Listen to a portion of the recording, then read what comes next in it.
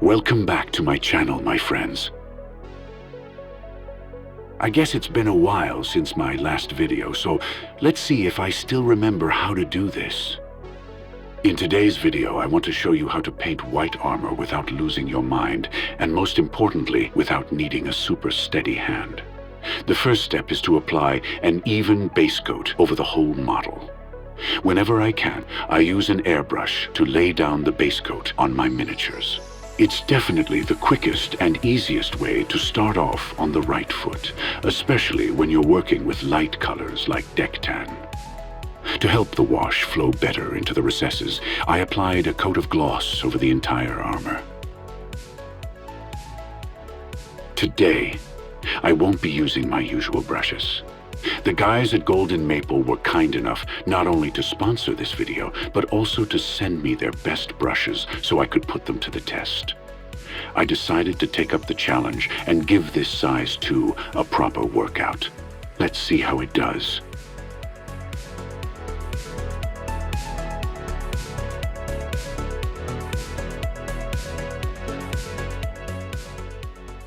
I applied the wash into the recesses of the armor.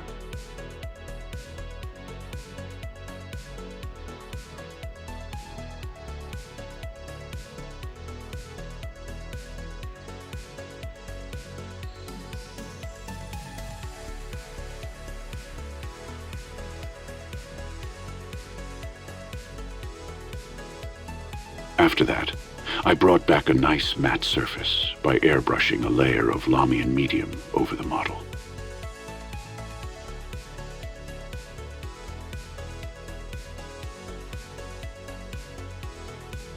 And now, the fun part. I highlighted the armor edges directly with white. Don't thin your paint too much. It should stay thick and textured.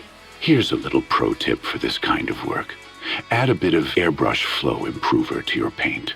That way, it won't dry out as quickly on the tip of your brush, letting you paint for longer without interruptions. I didn't try to be precise or keep a smooth, even line. Quite the opposite. I was going for a rough and scratched look on purpose. That way, I got those heavy metal style edge highlights and a worn texture at the same time. The hardest part is forcing your hand not to fall into patterns and keeping your strokes thin and in scale. Especially when you're painting effects like scratches and weathering, try not to overdo it with the size of your strokes.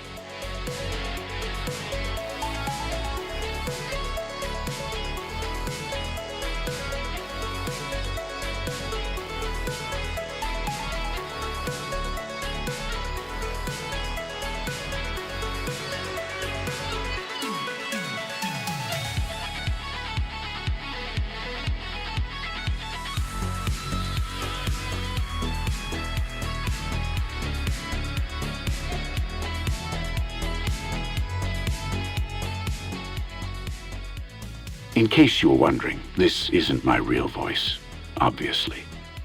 A lot of you have asked for voiceovers on my videos before, so I'm experimenting a bit. My real voice isn't great.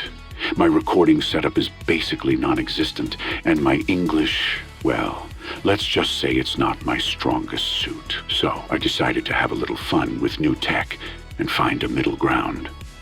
I ended up falling in love with this goofy, over-dramatic voice.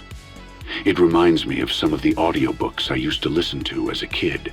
I think I'll stick with it for a while. It honestly makes me laugh every time.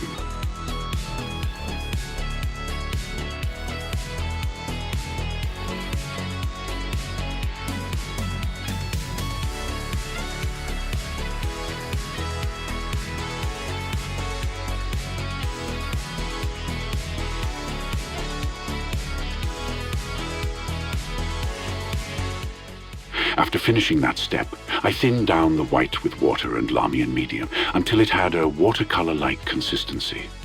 Then I glazed the armor to bring out a bit of volume and depth. Obviously, you'll need to apply several thin layers to make the effect noticeable.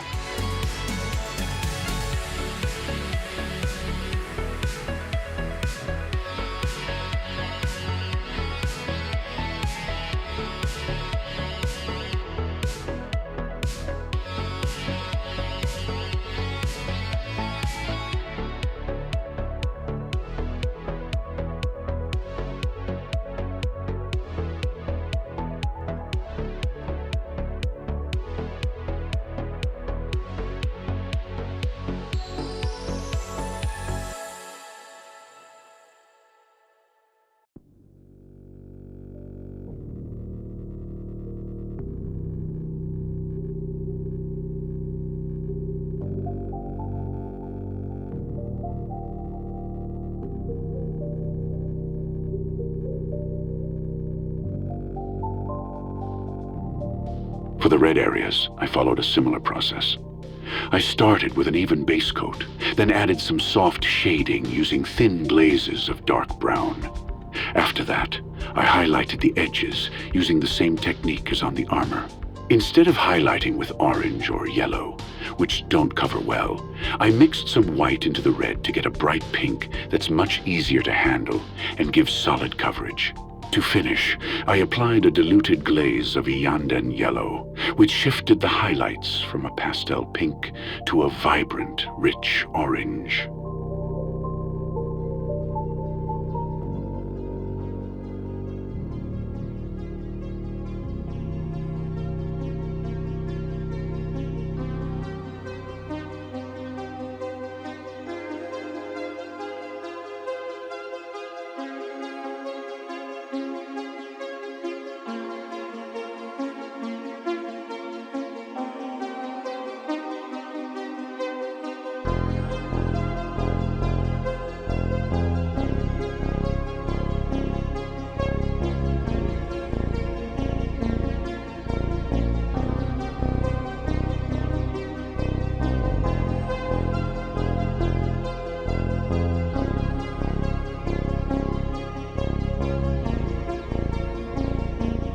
To get the glowing effect from the eyes, I use a very simple technique.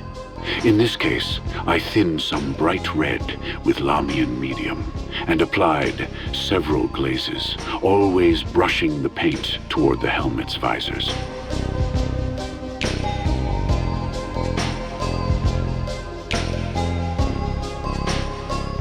I painted the base to create contrast with the model's colors. I went with a dark, greenish tone to make the armor of this white scar stand out nicely. I didn't want to over-refine this part. I just had fun painting a really rough texture.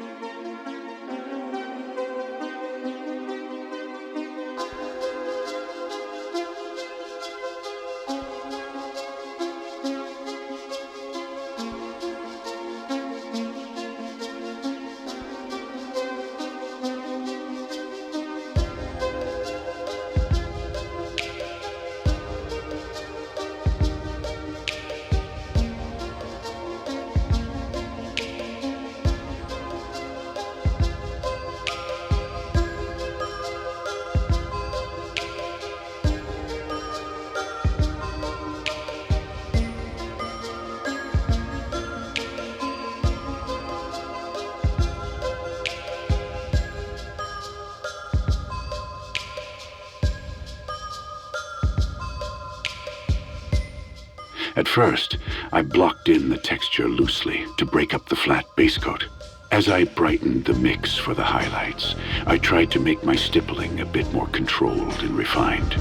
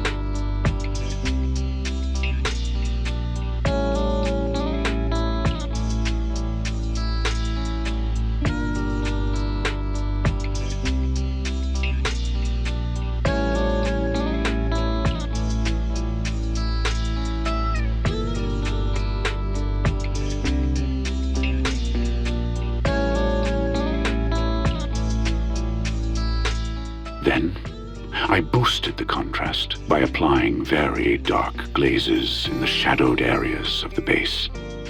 This not only improves the contrast, but also helps tie together the rough texture, giving the surface a more natural and convincing look.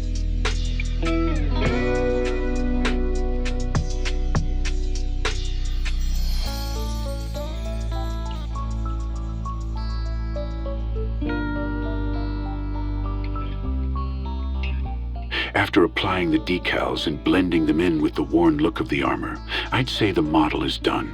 I think this style is a great balance between speed, ease of execution, and final result. I'm really happy with how it turned out.